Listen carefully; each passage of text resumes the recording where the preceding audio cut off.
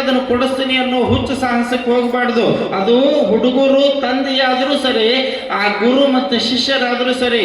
ಮುಗ್ಧ ಸಂಗಮೇಶನಿಗೆ ಅವ್ರ ಗುರುಗಳು ಹೇಳಿದ್ರು, ನಿನಗೆ ಯಾವ ವಿದ್ಯೆ ಬೇಕು ತಮ್ಮ ಕೇಳೋಣ ಕಲಿಸ್ಕೊಡ್ತೀನಿ ಅಂತಂದಾಗ ಮುಗ್ಧ ಸಂಗಮೇಶ ಕೇಳಿದ, ಯಾವ ವಿದ್ಯೆ ನನಗೇನು ಹೇಳೋದು ಬೇಡ್ರಿ, ಸಾಕ್ಷಾತ್ ಪರಮಾತ್ಮ ನನ್ನ ಮುಖಂದು ಕೂತ್ಕೊಂಡು ಮಾತಾಡಬೇಕು, ಅಂಥದ್ದು ಯಾವ್ದಾರ ವಿದ್ಯೆ ಇದ್ರೆ ಹೇಳ್ಕೊಡ್ರಿ ಅಂತ. ದೇವರು ಬಂದು ನಾನು ಒಂದು ಕೂತು ಮಾತಾಡಬೇಕು. ಎಷ್ಟು ದೇವರಿಗೆ ತುಪ್ಪದ ದೀಪ ಹಚ್ಚಿರಿ, ಕಾಲು ಮಡಚು ಸೀದ ಕೂಡುವ, ಮತ್ತೆ ನಿನಗೆ ಬೇರೆ ಹೇಳೋದ? ಎಷ್ಟು ದೇವರಿಗೆ ತುಪ್ಪದ ದೀಪ ಹಚ್ಚಿರಿ, ಎಷ್ಟು ದೇವರಿಗೆ ಬಿದ್ದು ಬೆಡ್ಕೊಂಡಿರಿ, ಬೆಳದನ ನಂದಾದೇವಿಗೆ ಕಾದಿರಿ. ಯಾರಿಗೆ ಯಾವ ದೇವ್ರು ಕುಂತು ಮಾತಾಡಿ ನಮಗ ಚಲೋ ಮಾತಾಡೋದು ಹೇಳ್ರಿ ನೋಡೋಣ. ಮತ್ತೆ ನಾವು ದೇವ್ರ ಗುಟ್ಟು ಮಾತಾಡಿದವರು ಅಂದ್ರೆ ಸೋಲಾಪುರ ಸಿದ್ದರಾಮೇಶ್ಗೆ ಹೋಗ್ಬೇಕು, ಕೋಳೂರು ಕೊಡಗುಸ್ಗೆ ಹೋಗ್ಬೇಕು, ಭಕ್ತ ಮಾರ್ಕಂಡಯ್ಯನಿಗೆ ಹೋಗ್ಬೇಕು, ಭಕ್ತ ಶಿರಿಯಾಳ್ಗೆ ಹೋಗ್ಬೇಕು, ಪುರಾಣದ ಪುಣ್ಯಕಥೆಗಳನ್ನ ಕೇಳಬೇಕು. ದೇವರು ಒಂದು ಕುಂತ ಮಾತಾಡಿದವರು ಮತ್ತೆ ಅದದ್ದಾರೆ. ಬಸವಣ್ಣನಂತಹ ಬಸವಣ್ಣ ಅಂಗೈಯೊಳಗಿರುವ ಲಿಂಗಯ್ಯನಲ್ಲಿ ಪರಮಾತ್ಮನನ್ನು ಕಂಡನೇ ಹೊರತಾಗಿ ಶ್ರೀಶೈಲ ಮಲ್ಲಯ್ಯ ನನ್ನ ಸಿದ್ದರಾಮೇಶ ಕಂಡಂಗ ಕಾಣುವುದಕ್ಕೆ ಆಗಲಿಲ್ಲ. ಕಂಡವರಿಗೆ ಕಂಡವ್ರಂತ ಹೇಳೋದು, ಮಾತಾಡಿದವರಿಗೆ ಮಾತಾಡೋರಂತ ಹೇಳೋದು. ನಿಮಗೆ ಹೇಳ್ತೇನೆ ಪರಮಾತ್ಮ ನನ್ನ ಮುಂದೆ ಕುಂದಿರಬೇಕು, ದೇವರು ನನಗೆ ಕಣ್ಣಿಗೆ ಕಾಣಬೇಕು, ನಾನು ದೇವ್ರ ಹತ್ರ ಮಾತಾಡಬೇಕು ಅಂತ ಮುಗ್ಧ ಸಂಗಯ್ಯ ಆ ಗುರುಗಳಿಗೆ ಕೇಳಿದ್ರು. ಮತ್ತೆ ದೇವರು ಯಾವಾಗ ಬಂದ, ಎಲ್ಲಿಗೆ ಬಂದ, ಹೆಂಗ್ ಬಂದ, ದೇವರು ನನ್ನ ಜೊತೆ ಮಾತಾಡ್ಬೇಕಂದ್ರೆ ನಾನೇನ್ ಮಾಡ್ಬೇಕು ಅನ್ನೋ ಪ್ರಶ್ನೆಯನ್ನು ಗುರುಗಳಿಗೆ ಕೇಳಿದಾಗ ಒಂದು ಕ್ಷಣ ಅವರು ಕೂಡ ದಿಗ್ಭ್ರಾಂತರಾದ್ರು. ನಾ ಸುಮ್ಮನೆ ಏನಾರ ಕೇಳ್ತಿ ಅಂತಂದ್ರೆ ನೀ ಬ್ರಹ್ಮವಿದ್ಯೆನೇ ಕೇಳಕತ್ತಿದಲ್ಲೋ, ಪರಮಾತ್ಮನನ್ನ ಮುಂದೆ ಕುಂದರಿಸಿ ಮಾತಾಡಬೇಕು ಅಂದ್ರೆ ಮತ್ತೇನು ದಾರಿ ಅದ? ಯಾವ ದಾರಿ ಅದ ದೇವರನ್ನು ಒಲಿಸ್ಕೊಳ್ಳುವುದಕ್ಕ? ಒಂದು ಮಾತು ಹೇಳ್ತಾರೆ ಅವ್ರು, ಏನು ಅಂತಂದ್ರೆ ದೇವರನ್ನು ಒಲಿಸಿಕೊಳ್ಳಬೇಕಾದರೆ ಬಂಗಾರದ ಹಾರ ಮಾಡಬೇಕಾಗಿಲ್ಲ, ಬೆಳ್ಳಿಯ ತುಲಾಭಾರ ಮಾಡಬೇಕಾಗಿಲ್ಲ, ಮುತ್ತು ರತ್ನ ಹವಳಗಳಿಂದ ಪೋಣಿಸಿದ ಮಾಲೆಯನ್ನವನ ಪಾದಕ್ಕರ್ಪಿಸಬೇಕಾಗಿಲ್ಲ. ನಮ್ಮವ್ರು ಹೇಳ್ತಾರೆ, ದೇವರನ್ನ ನೀ ಕಾಣಬೇಕು ಅಂದ್ರೆ ಹೂ ತರ್ತೀಯೋ ಇಲ್ಲೋ, ಹಣ್ಣು ತರ್ತೀಯೋ ಇಲ್ಲೋ, ಊದುಬತ್ತಿ ತರ್ತೀಯೋ ಇಲ್ಲೋ, ದೀಪಕ ಎಣ್ಣೆ ತರ್ತೀಯೋ ಇಲ್ಲೋ, ದೊಡ್ಡ ದೊಡ್ಡ ಹಾರಗಳನ್ನು ಹಾಕ್ತೀಯೋ ಇಲ್ಲೋ, ಅದ್ಯಾವುದೂ ಮಾಡೋದು ಬೇಡ. ಮೊದಲು ಅವನ ಮೇಲೆ ನಂಬಿಕೆ ಇಟ್ಟು ಭಕ್ತಿಯನ್ನು ಮಾಡು. ಭಕ್ತಿ ಒಲಿದಾತ ನಮ್ಮ ಕೂಡಲ ಸಂಗಮ ದೇವ, ಭಂಡಾರ ಕೊಲಿದಾತನಲ್ಲ, ಶಕ್ತಿ ಒಲಿದಾತನಲ್ಲ, ಯುಕ್ತಿ ಒಲಿದಾತನಲ್ಲ, ಭಕ್ತಿ ಒಲಿದಾತ. ನೀ ಭಕ್ತಿ ಮಾಡಬೇಕು, ನೀ ಶ್ರದ್ಧೆ ಇಟ್ಕೊಳ್ಬೇಕು, ನೀ ಸೇವೆ ಮಾಡಬೇಕು. ಆ ಪರಮಾತ್ಮನನ್ನು ಪೂಜೆ ಮಾಡೋದು ಅಂತಂದ್ರೆ ಬರೀ ಹಣ್ಣುಗಳಿಂದ ಪೂಜೆ ಹೇಳೋದಿಲ್ಲೇನು? ನಾದ ಪ್ರಿಯನಲ್ಲ, ವೇದ ಪ್ರಿಯನಲ್ಲ, ಭಕ್ತಿ ಪ್ರಿಯ ನಮ್ಮ ಕೂಡಲ ಸಂಗಮ ದೇವ. ನಾದವ ಮಾಡಿದವನಿಗೊಂದು, ವೇದವ ಮಾಡಿದವನಿಗೊಂದು, ಆಘಾತವಾಗಿದ್ದನ್ನ ನೋಡಿದವರಿದ್ದೇವೆ, ಕೇಳಿದವರಿದ್ದೇವೆ. ಸುಮ್ಮನೆ ನಾದ ಮಾಡ್ಕೊಂತ ಕುಂತ್ರೆ ಏನೆಲ್ಲ ಸಿಗತೈತಿ ಎನ್ನುವಂತಹದ್ದು ಸುಳ್ಳ. ವೇದ ಓದ್ಕೊಂತ ಸಿಗಂತ್ರೆ ಎಲ್ಲ ಸಿಗತೈತಿ ಎನ್ನುವಂತಹದ್ದು ಶ್ರದ್ಧೆನೇ ಇಲ್ಲ ಅಂತಂದ್ರೆ ಎಷ್ಟು ವೇದ ಹೇಳ್ತಾರಲ್ಲ, ಕುಟಿಲವ ಬಿಡದಿಹ ಮನುಜನು ಸತತ ಯಾತ್ರೆಯ ಮಾಡಿದರೆ ಎನ್ನು ಫಲ, ಮಾತಾ ಪಿತರನ್ನು ಬಳ್ಳಿಸುವಾತನು ಜಾತ್ರೆಗೆ ಹೋದರೆ ಎನ್ನು ಫಲ. ದೇವರು ನೋಡಕ್ ಹೋಗ್ತೀವಿ ಅಂತೇಳಿ 12 ಜ್ಯೋತಿರ್ಲಿಂಗ ನೋಡಾಕ, 12 ಜ್ಯೋತಿರ್ಲಿಂಗ ನೋಡಾಕ ಹೋಗಿ ಬರ್ತೀನಿ ಅಂತಿರ್ತಾವಲ್ಲ, 9 ಶಕ್ತಿ ಕ್ಷೇತ್ರಗಳನ್ನ ನೋಡಿ ಬಂದೀನಿ ಅಂತಾವ. ಮನೆಯಾಗಿರುವ ಶಕ್ತಿ ಕಣ್ಣಾಗ ನೀರು ಹಾಕಿಸ್ತಿರ್ತಾವ. ಶಕ್ತಿ ಪೀಠಗಳ ದರ್ಶನ ಮಾಡಬೇಕು ಅಂತಾರ, ಮೈಸೂರಿಗೆ ಹೋಗಾರ, ಕೊಲ್ಲಾಪುರಕ್ಕೆ ಹೋಗಾರ, ಗುಡ್ಡಾಪುರಕ್ಕೆ ಹೋಗಾರ, ಚಾಮುಂಡೇಶ್ವರಿ ದರ್ಶನ ಮಾಡ್ತಾರ. ಎಲ್ಲೆಲ್ಲೇ ಆ ದೇವಿ ಪೀಠಗಳದಾವ ಎಲ್ಲ ಪೂಜೆ ಮಾಡಿಕೊಂಡು ನಮಸ್ಕಾರ ಮಾಡಿ ಬರ್ತಾರ. ಹಣದ ತಾಯಿ ಕಣ್ಣೀರು ಹಾಕುವಂತ ಕುಂತಿರ್ತೈತಿ. ಒಂದು ಹರದ ಸೀರೆಗೆ ಒಂದು ಚಲೋ ಸೀರೆ ತಂದುಕೊಳಂಗಿಲ್ಲ. ಒಲಿತಾಳ ದೇವಿ, ದೇವರು ಒಲಿತಾನೋ?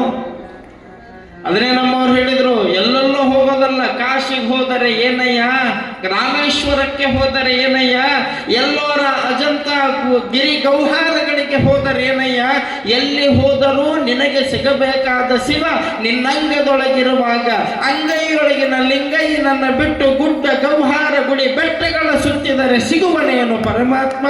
ಮೊದಲು ಲಿಂಗಯ್ಯನ ಪೂಜೆ ಮಾಡು, ಮೊದಲು ಲಿಂಗಯ್ಯನ ಮೇಲೆ ಶ್ರದ್ಧೆ ಇಡಿ. ಯಾಕೆ ಅನ್ಕೊಳ್ಳಂಗಿಲ್ಲ ನಮ್ಮ ಮಂದಿ? ನನಗೆ ಆಶ್ಚರ್ಯ ಅನಿಸೋದೇನು ಅಂತಂದ್ರೆ, ಕೈಯಾಗ ಲಿಂಗಪ್ಪನೂ ಹಿಡ್ಕೊಂತೇವೆ, ಪೂಜೆನೂ ಮಾಡ್ತೇವೆ, ನಮಸ್ಕಾರನೂ ಮಾಡ್ತೇವೆ.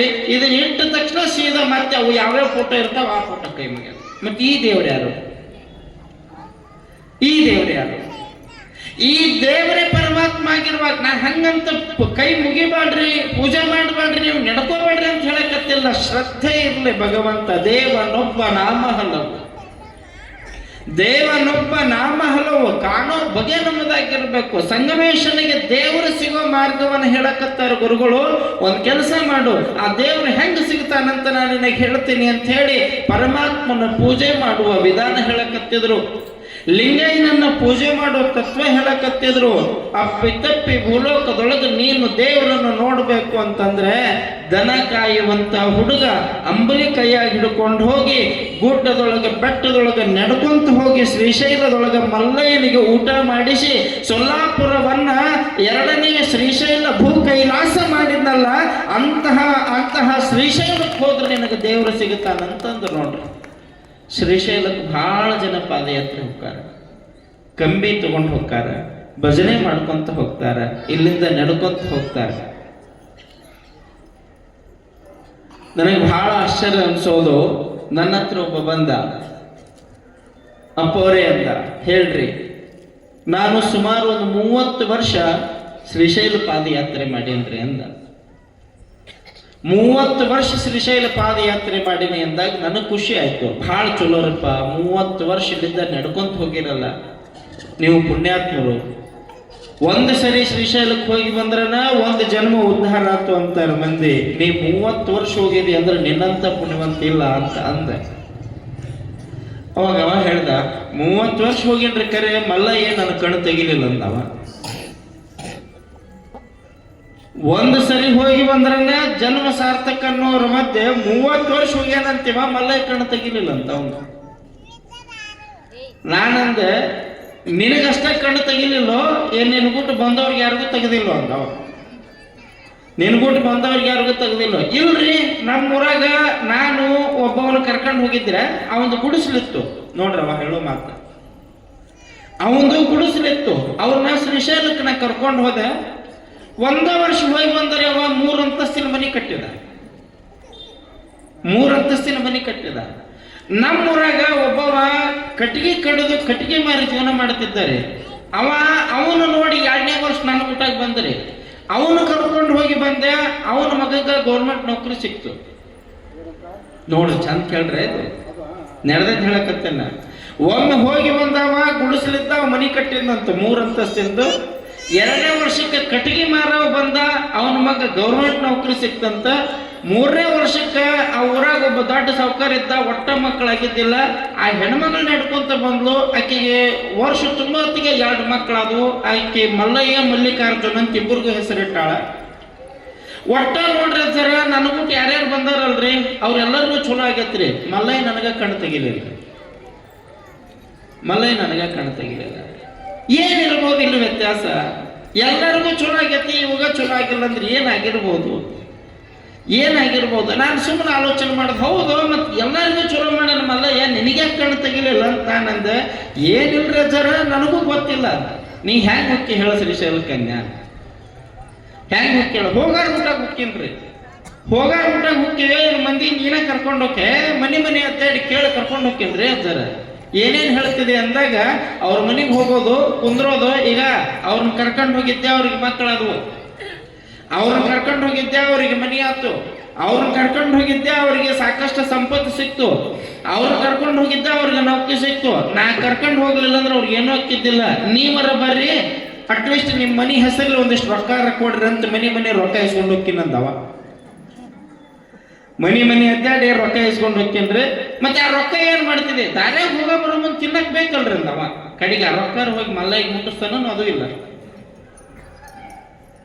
ತನ್ನ ಬೆವರಿನ 10 ರೂಪಾಯಿ ಇಲ್ಲ, ತಾನು ದುಡ್ಡು ತಾನು ನಡ್ಕೊಂತ ಹೋಗ್ಬೇಕಾದ್ರ ಇನ್ನೊಬ್ರು ಗುಟ್ಟು ದುಡ್ಡು ಇಸ್ಕೊಂಡು ಅವ್ರ ಹೆಸರ ಮೇಲೆ ಅದನ್ನ ಮಾಡ್ತೀನಿ ಇದನ್ನ ಮಾಡ್ತೀನಿ ಅಂತ ಹೇಳಿ ಬಂದ ಮೇಲೆ ಮಲ್ಲಯ್ಯ ಕೊಟ್ಟು ಬರ ನಾ ಕರ್ಕೊಂಡು ಹೋಗಿದ್ದಕ್ಕೆ ಕೊಟ್ಟಾನಂತ ಹೇಳ್ಕೊಳ್ಳೋ ಮುಂದ ಶ್ರೀಶೈಲ ಮಲ್ಲಯ್ಯ ಕಣ್ಣು ತೆಗಿ ಅಂದ್ರೆ ಎಲ್ಲಿ ಕಣ್ಣು ತೆಗಿತಾನೆ?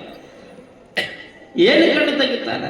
ದೇವರಿಗೆ ಹೋಗೋದ ಮುಖ್ಯ ಅಲ್ಲ, ದೇವರಿಗೆ ಹೋಗೋದ ಮುಖ್ಯ ಅಲ್ಲ. ದೇವರಿಗೆ ಯಾವತ್ತೂ ಕೇಳಿಲ್ಲ ಮನೆ ಅದ್ದಾಡಿ ಪಟ್ಟಿ ಇಸ್ಕೊಂಡು ಬಂದ ನನ್ನ ಕ್ಷೇತ್ರಕ್ಕೆ ಬರ್ರಿ ಅಂತ ಯಾವ ದೇವರನ್ನ ಹೇಳ್ಯಾವ? ಈ ಶಬರಿಮಲಕ್ಕೆ ಹೋಗೋರು ನನಗೆ ಭಾಳ ಸಿಟ್ಟು ಬರ್ತೈತಿ. ಇತ್ತೀಚೆಗೆ ಒಂದಿಷ್ಟು ಜನ ಶಬರಿಮಲೆಗೆ ಹೋಗೋರು, ಶ್ರೀಶೈಲಕ್ಕೆ ಹೋಗೋರು, ಕಾಶಿಗೆ ಹೋಗೋರು, ಪಾದಯಾತ್ರೆ ಮಾಡೋರು ಅವ್ರು ಏನ್ ಮಾಡ್ತಾರಂದ್ರೆ ರಸೀದಿನ ಮಾಡ್ಯಾರ, ಅಲ್ಲಿ ಅನ್ನದಾಸೋಹ ಮಾಡಿಸ್ತೀವಿ ನಮ್ಗೆ ರೊಕ್ಕ ಕೊಡ್ರಿ ಅಂತ. ಅಲ್ರಿ, ಇವ್ರು ಹೋಗಿ ಅನ್ನದಾಸೋಹ ಮಾಡಕ್ಕೆ ನೀವ್ಯಾಕೆ ರೊಕ್ಕ ಕೊಡ್ಬೇಕು? ನೀವ್ಯಾಕೆ ರೊಕ್ಕ ಕೊಡಬೇಕು? ನಾನ್ ನಿಮಗೆ ಹೇಳುವಂತಹದ್ದೇನು ಅಂತಂದ್ರೆ 10 ರೂಪಾಯಿ ಹೋಗಿ ಅಲ್ಲಿ ಮುಟ್ಲಿ ಅಂತ ನಿಮಗೆ ಅನಿಸಿದ್ರೆ ನೀವು ಅವ್ರ ಕೈಯಾಗ ಕೊಟ್ಟು ಕಳಿಸ್ರಿ. ಇಲ್ಲ, ಆ ಶ್ರೀಶೈಲ ಮಲ್ಲಯ್ಯನ ಹೆಸರಲ್ಲಿ ಹಸದು ಬಂದವರಿಗೆ ನಿಮ್ಮ ಮನೆಗೆ ತುತ್ತು ಪ್ರಸಾದ ಮಾಡಿಸ್ರಿ. ಮಲ್ಲಯ್ಯ ನಿಮ್ಮ ಮನೆಗೆ ಬಂದು ವರ ಕೊಡ್ತಾನ. ಶಬರಿಮಲೆ ಅಯ್ಯಪ್ಪ ನಿಮ್ಮ ಮನೆಗೆ ಬಂದು ವರ ಕೊಡ್ತಾನ. ನಾನು ದೇವ್ರು ಇಲ್ಲ ಅಂತ ಹೇಳಕತ್ತಿಲ್ಲ, ದೇವರ ಹೆಸರಿನ ಮೇಲೆ ಸುಲಿಗೆ ಮಾಡೋರು ಸುಳ್ಳು ಅಂತ ಹೇಳಕತ್ತೀನಿ. ದೇವರ ಹೆಸರಿನ ಮೇಲೆ ಸುಲಿಗೆ ಮಾಡೋರು ಸುಳ್ಳು ಅಂತ ಹೇಳ ನಡೆಯಕತ್ತೈತಲ್ಲ ಇಲ್ಲಿ ಧರ್ಮ ಕಾರ್ಯ. ಹಿರೇಮಠದೊಳಗೆ ನಡೆಯಕತ್ತೈತಲ್ಲ ಇಲ್ಲಿ ಧರ್ಮ. ದಾಸೋಹಕ್ಕೆ ಒಂದಷ್ಟು ಕೊಡ್ರಿ, ದಾಸೋಹ ಒಂದಷ್ಟು ಮಾಡಿಸ್ರಿ. ಮಂಗಲ ಕಾರ್ಯ ನಡೀತೈತಿ, 4 ಮಂದಿಗೆ ಚಲೋ ಆಕೈತಿ, ಅವ್ರಿಗೊಂದಷ್ಟು ದಾನ ಮಾಡ್ರಿ. ಈ ಜಗತ್ತಿನೊಳಗ ದೊಡ್ಡ ದೊಡ್ಡವ್ರ ಹೆಸರು ಯಾಕೆ ಉಳ್ದವು ಅಂತಂದ್ರೆ, ಈ ಜಗತ್ತಿನೊಳಗ ದಾನಿಗಳ ಹೆಸರು ಯಾಕೆ ಉಳ್ದವು ಅಂತಂದ್ರೆ ಇವತ್ತಿಗೂ ನೆನಪಿರ್ಲಿ, ಬರೇ ಕಲಿಕೇರಿ ಅಲ್ಲ, ಬರೇ ಹಲಕಾಟಿ ಅಲ್ಲ, ಬರೇ ಇಲ್ಲಿರುವಂತಹ ಒಂದಷ್ಟು ಸಿಂದ್ಗಿ ಅಲ್ಲ, ಈ ಕರ್ನಾಟಕ ಅಷ್ಟೇ ಅಲ್ಲ, ದೇಶದ ಯಾವುದೇ ಮೂಲೆಯೊಳಗ ದೊಡ್ಡ ದೊಡ್ಡ ಮಠಗಳದಾವು ಅಂತಂದ್ರೆ ಬರೇ ಮಠದ ಕಾರ್ಯ ಅಷ್ಟೇ ಅಲ್ಲ, ಮಠದ ಸೇವಕರ ಕಾರ್ಯ ಅಲ್ಲ, ನಿಮ್ಮಂತಹ ಭಕ್ತರೆಲ್ಲ ಕೈ ಎತ್ತಿ ದಾನ ಮಾಡಿದ ಭಕ್ತಿಯಿಂದ ಮಠ ದೊಡ್ಡವಾಗಿ ಕುತ್ಕೊಂಡವು ಅನ್ನುವಂತಹದ್ದನ್ನು ಯಾರು ಮರಿಬಾರ್ದು. ತುಮಕೂರು ಸಿದ್ಧಗಂಗಾ ಮಹಾಮಠದೊಳಗೆ ಲಕ್ಷ ಜನ ಓದಾಕತ್ತೇನಂದ್ರೆ ನಿಮ್ಮಂಥವ್ರು ದಾನ ಅಲ್ಲ, ನಿಮ್ಮಂಥವ್ರು ಕೊಟ್ಟಿರುವಂತಹ ದಾನದ ಪುಣ್ಯ ಅಲ್ಲ. ನೆನಪಿರ್ಬೇಕು ನಿಮಗೆಲ್ಲ, ಮಠಕ್ಕೆ ಕಂಬ ಇರ್ತಾವ, ಒಂದು ಪೆಂಡಲ್ ಹೊಡೆದ್ವಿ ಅಂತಂದ್ರ ಕಂಬ ಇರ್ತಾವ, ಪಿಲ್ಲರ್ಗಳು ಇರ್ತಾವ. ಸ್ವಲ್ಪ ಒಂದು ಇಲ್ಲಿ ನೋಡ್ರಿ, ಇದು 4 ಕಂಬದ ಒಂದು ಪಿಲ್ಲರ್ ಅದ. ನಾಳೆ ಇದಕ್ಕೆ ಮ್ಯಾಲ ಹಚ್ಚಿದ್ರೆ ಇದು ಪೆಂಡಲ್ ನಿಲ್ತೈತಿ, ಹೌದಲ್ವ? ಈ ಕಂಬದ ಪೆಂಡಲ್ ಮ್ಯಾಲ ನಿಲ್ಲಂದ್ರೆ ನಿಲ್ತದೇನವ? ನಿಮ್ಮ ಮನೆ ಕಂಬದ ಮೇಲೆ ನಿಂತದೋ ಏನು ಸುಮ್ಮನೆ ನಿಂತದೋ? ಅಂತರಲ್ಲಿ ನಿಂತದೋ? ಕಂಬದ ಮೇಲೆ ಮನೆ ನಿಲ್ತದಲ್ಲ. ಈ 4 ಕಂಬಗಳ ಮೇಲೆ ಹೆಂಗ ಪೆಂಡಲ್ ನಿಲ್ತದಲ್ಲ, ಹಂಗ ಮಠ ಅನ್ನುವಂತಹದ್ದು ಭಕ್ತರು ಅನ್ನುವಂತಹ ಕಂಬದ ಮೇಲೆ ನಿಂತಿರ್ತಾವ, ದಾನಿಗಳು ಅನ್ನುವಂತಹ ಕಂಬದ ಮೇಲೆ ನಿಂತಿರ್ತಾವ. ನೆನಪಿರ್ಬೇಕು ನಿಮಗ, ಕಂಬ ಇರಬೇಕು, ಇರಬಾರ್ದು ಅಂತಲ್ಲ, ಆದ್ರ ಆ ಕಂಬ ಅಧಿಕಾರದ ಕಂಬಗಳಾಗಬಾರ್ದು.